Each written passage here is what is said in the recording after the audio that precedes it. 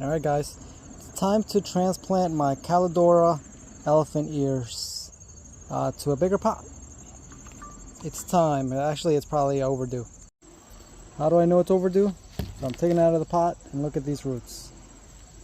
Holy cow, it is way overdue. This is the new pot. Preparing the soil for it now.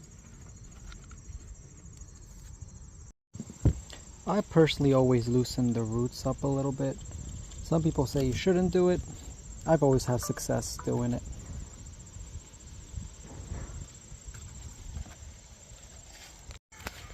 And now we're ready to plant.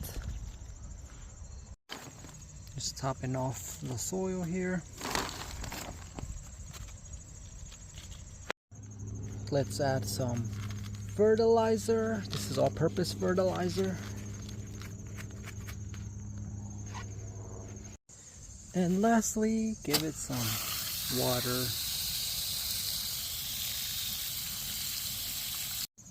And there you have it. Elephant ear will be much happier in its new home.